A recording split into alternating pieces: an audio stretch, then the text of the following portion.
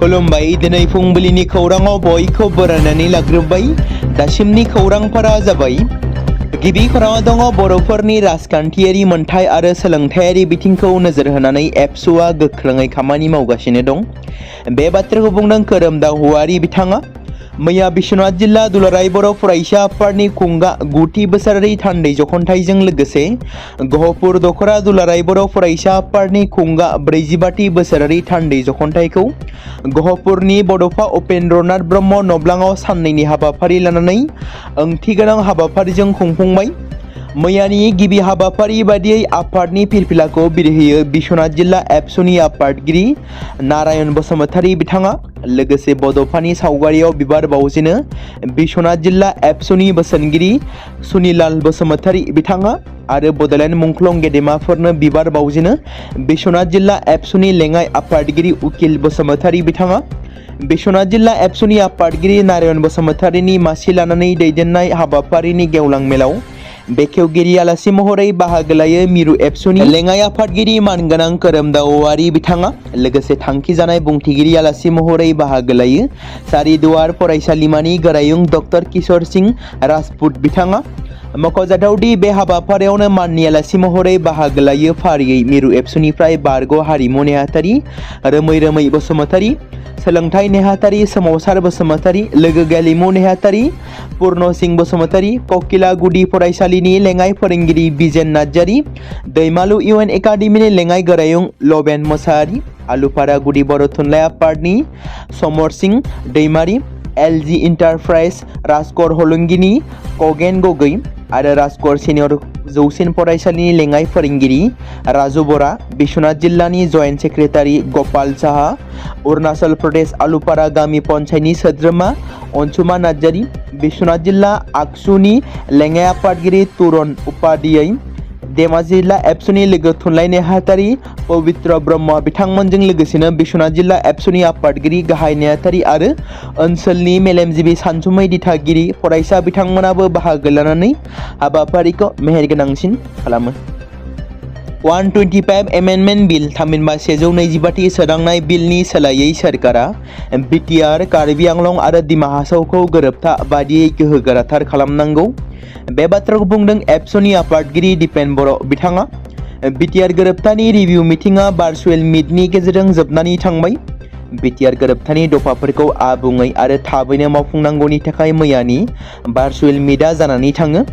मैयानि बे सावरायनायाव एबसु, एक्स-एनडिबि वेलफेयार एसोसिएशन आरो इउबिपिअआ जथायै उदालगुरि जिल्लानि डिसि कनफारेन्स हलाव बाहागो लानायजों लोगोसे भारत सोरखारनि जानानै दिल्लीयाव Niraj Kumar Bansal, IS joint secretary MHA आरो बिथांनि लोगो अफिसारफोरा बाहागो लायो। बिटिसि सोरखारनिफ्राय Mukesh Chandra Sahu, IAS chief secretary Assam and principal secretary, बिटिसिनि डिपुटि चिफ रिहन दैमारी आरो सेक्रेटारि प्रानजित औवारियाबो बाहागो लायो।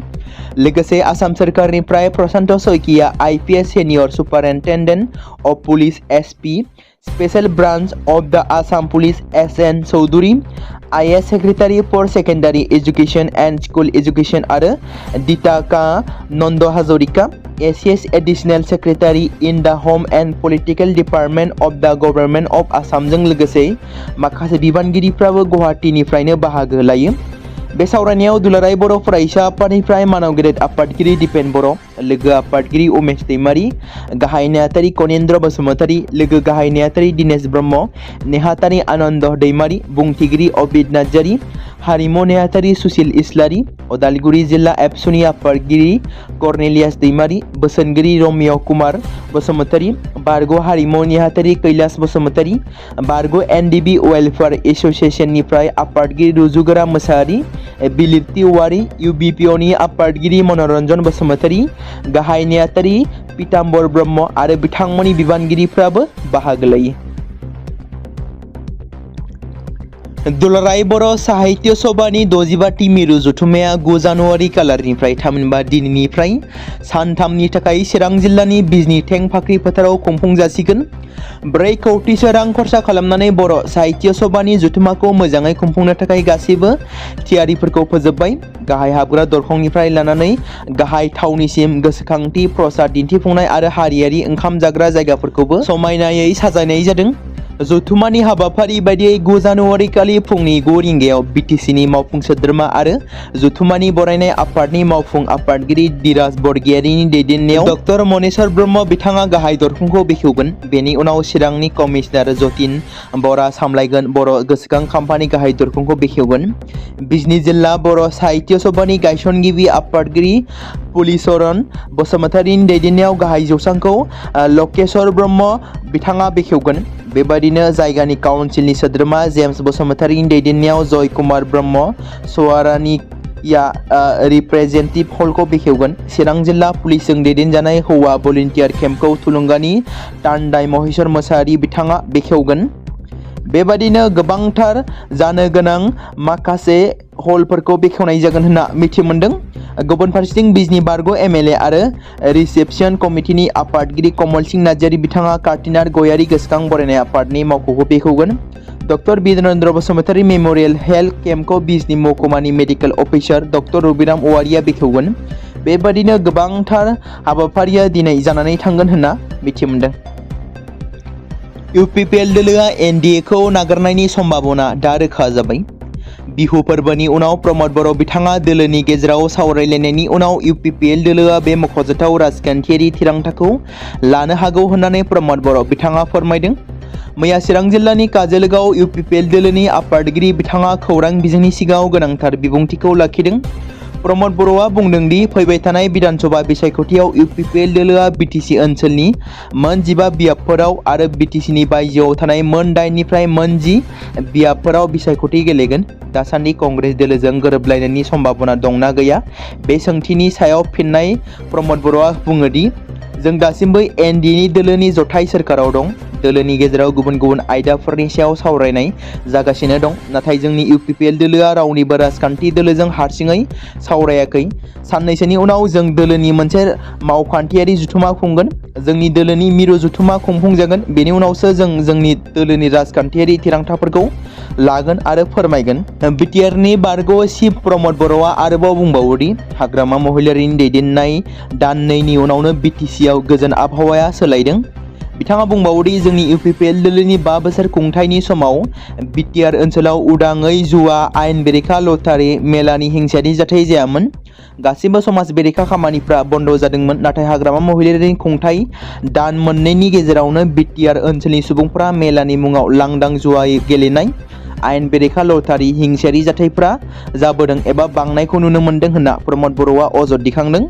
मख'नो गोनांदि चिरां जिल्ला इउपिपिएल मावख'आव मैया जानाय दोलोनि बाहागो लानाय मेलाव चिरां जिल्ला कंग्रेस आरो रिलिजियास माइनरिटि काउन्सिलनि बारग' दैदेनगिरिफोरजों लोगोसे सा 50सो सोद्रोमाफ्रा मावख'आरि महरै इउपिपिएल दोलोआव हाबफैदों एबा जयेन जादों। कंग्रेस आरो आरएमसिनिफ्राय बाहागो लानाय दैदेनगिरिफ्रा बुङो दि बिथांमोना इउपिपिएलनि खाथि आरो खान्थिफोरनि फारसे गोसो बोनो हादों आरो हानजायाव हाबदों। रावबो खुंथायाव थानाय दोलोआव हाबाखै होनना प्रमद बर' बिथाङा बुंथिदों। आथिखालाव जोंनि बर' लाइमोनफ्रा बबे लामाजों थांगासिनो?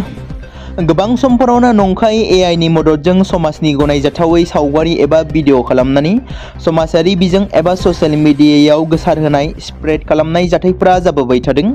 बेबायदिनो माब्लाबा सोरनिबा गाज्रि समाजनि मुगैथावना फट' भिडिअ गोसारोब्ला एबा मोनोब्लाबो सोरनिबा मुं लानानै नंखाय फोसावनाय जाबोगासिनो दङ। बेबायदिनो एआइनि मददजों एआइनि गेजेरजों नंखाय बिटिसिनि चिफ मानगोनां हाग्रामा महिलारि आरो बारग' चिफ प्रमद बर' बिथांखौ थामहिनबा बिथांमोननि फट'खौ लानानै भिडिअ खालामनानै फेसबुकनि गेजेरजों नंखाय फोसावदों।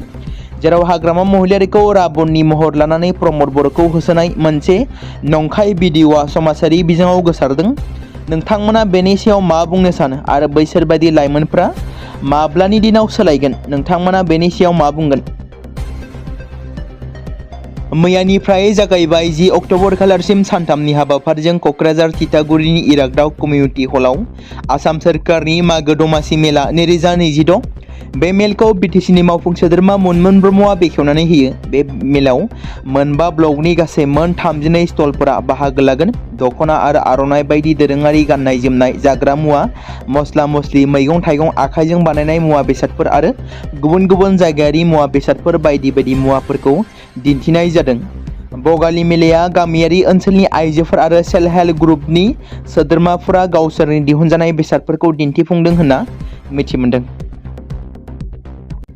थांनाय सानखालि बिश्वनाथ जिल्लानि गहपुरनि गपालपुराव गुबुन गुबुन रोखोमनि केक आरो केक बानायग्रा मुवाफोर, न'आव बानायनाय बिस्कुट, बिहु एबा मागोआव जाग्रा मुवाफोर, आइजोफोरनि थाखाय मुवा बेसाद आरो गोबां रुम साजायग्रा मुवाफोर होनाय गलाखौ बेखेवनाय जादों सासे आइजोआ, जेराव बिस्मितास एम्प'रियाम मुंनि गलाखौ 15 नं माहारियारि राजा लामानि गहपुरनि गपालपुराव फुंबिलि समाव खुलिनाय जादोंमोन।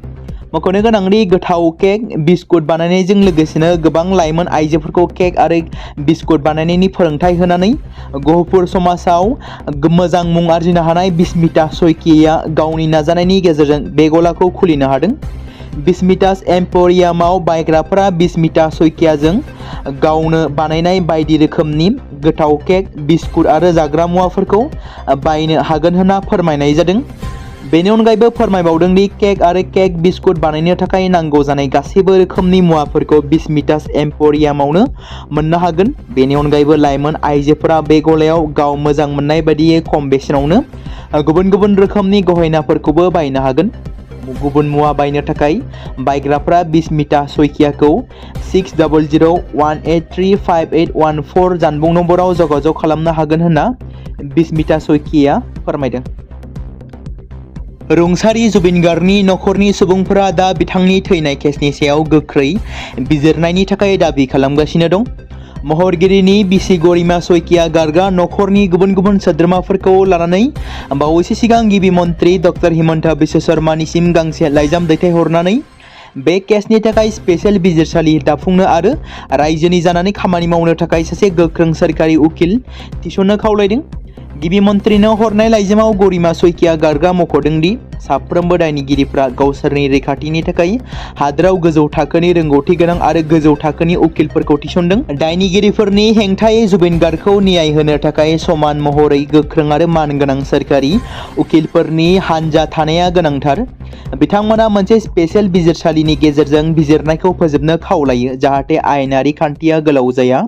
गिबि मन्थ्रि डक्टर हिमन्त बिश्व शर्मा बिथाङा खौरां बिजोंनि सिगाङाव बे आयदानि सायाव गोनांथार बिबुंथि लाखियो।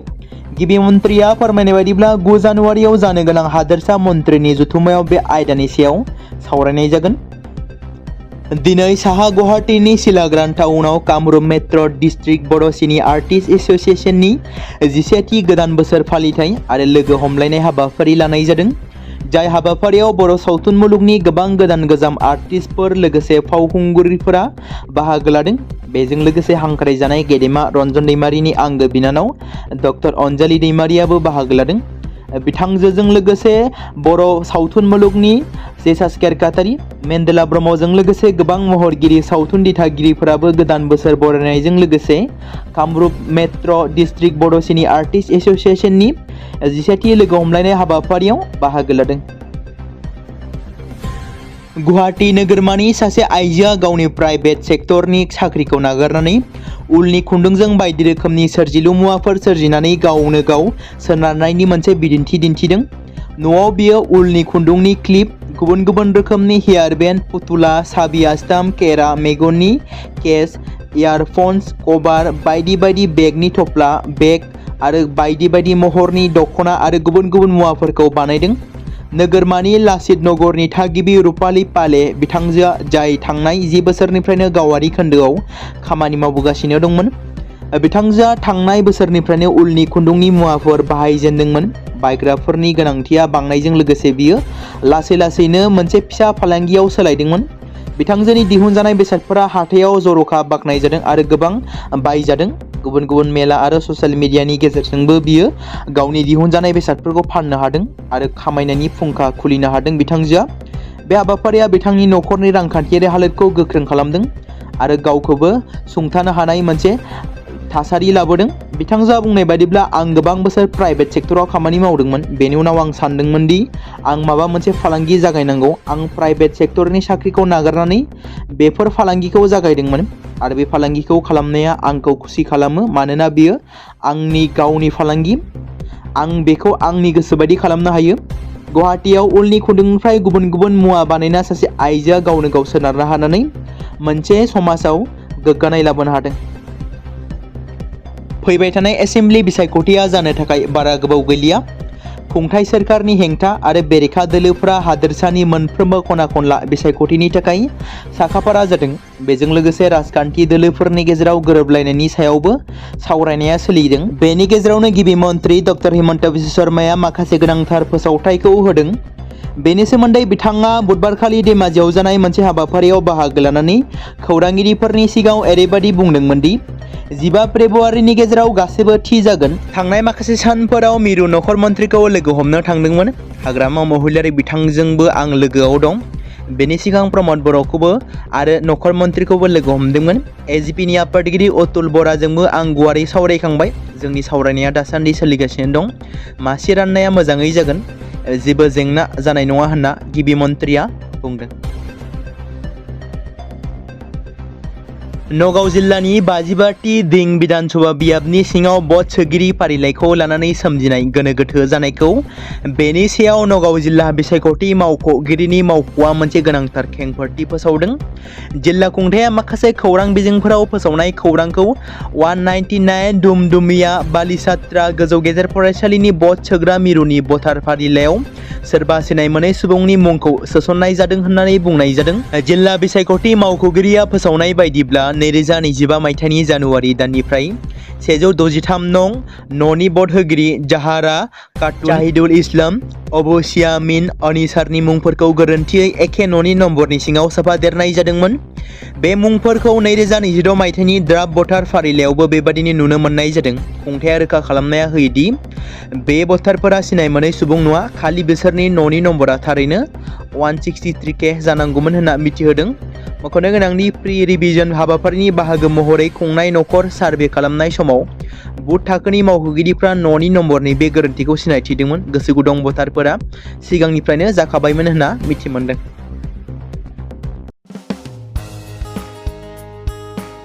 बे समाव मोनसे गोनां फोसावथाय बर' सावथुन नायनानै मोजां मोनग्रा गासै बर' रायजो राजाफोरनि गेजेराव लानानै फैदों। मोनसे बर'नि OTT प्लेटफर्म गोनां, जाय प्लेटफर्मनि गेजेरजों नोंथांमोना बर'नि गोदान गोजाम सावथुनफोरखौ नुनो मोनगोन। थांनाय माखासे बोसोर सिगां बर'नि गेजेराव लानानै फैनाय निउबो एप बायदिनो फिन आरोबाव लानानै फैदों बर' रायजो राजाफोरनि थाखाय।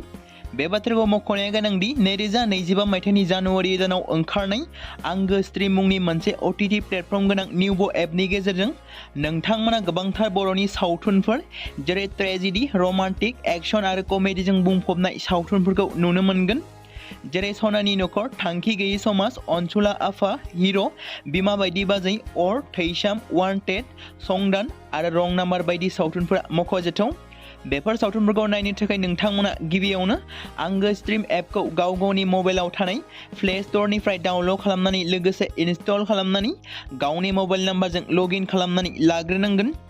बेनि उनाव नोंथांमोना गोबांथार नुनो मोनै सावथुनफोरखौ गुगोल पे, फन पे आरो पेटिएमजों रं नाम्बार सावथुनखौ नायनो थाखाय 60 रां आरो संदान सावथुनखौ नायनो थाखाय 80 रां, वान्टेड सावथुनखौ नायनो थाखाय 60 रां, थैसाम सावथुनखौ नायनो थाखाय 60 रां बेबादिनो गोबांथार नुनो मोनै सावथुनफोरखौ नायनो थाखाय सुबिदा खालामनानै होदों आंगो स्ट्रिम प्लेटफर्मा। फिन नोंथांमोननि गेजेराव फोरमायबावनो लादों बर' सावथुन नायनानै मोजां मोनग्रा गासै बर' रायजो राजाफोरनि गेजेराव लानानै फैदों मोनसे बर'नि OTT प्लेटफर्म गोनां, जाय प्लेटफर्मनि गेजेरजों नोंथांमोना बर'नि नुनो मोनै सावथुनफोर जेराव गोदान गोजाम सावथुनफोरखौ नुनो मोनगोन। बे बाथ्राखौ मख'नाया गोनांदि 2025 मायथाइनि जानुवारि दानाव दिहुनजानाय आंगो स्ट्रिम मुंनि मोनसे OTT प्लेटफर्म गोनां एपनि गेजेरजों नोंथांमोना गोबांथार बर'नि ट्रेजेडि, रमान्टिक, एक्शन आरो कमेडिजों बुंफबनाय सावथुनफोरखौ नुनो मोनगोन। जेरै रं नाम्बार, संदान, वान्टेड, थैसाम, अर, बिमा बायदि बाजै, हिर', अनसुला आफा, थांखि गैयै समाज, सनानि नखर बायदि बायदि सावथुनफ्रा मख'जाथाव। बेफोर सावथुनफोरखौ नायनो थाखाय नोंथांमोना गिबियावनो आंगो स्ट्रिम एपखौ गाव गावनि मबाइलाव थाखानाय प्ले स्ट'रनिफ्राय इनस्टल खालामनानै गावनि मबाइल नाम्बारजों लग इन खालामखांनायनि उनाव नोंथांमोना गोबांथार नुनो मोनै सावथुनफोरखौ गुगोल पे, फन पे आरो पेटिएमजों रं नाम्बार सावथुनखौ नायनो थाखाय 60 रां, संदान सावथुनखौ नायनो थाखाय 80 रां, वान्टेड सावथुनखौ नायनो थाखाय 60 रां, थैसाम सावथुनखौ नायनो थाखाय 60 रां बेफोरबायदिनो अर सावथुनखौ नायनो थाखाय 60 रां पे खालामनांगोन। बेबायदिनो गोबांथार नुनो मोनै बर' सावथुनफोरखौ नायनो थाखाय सुबिदा खालामनानै होदों आंगो स्ट्रिम प्लेटफर्मा।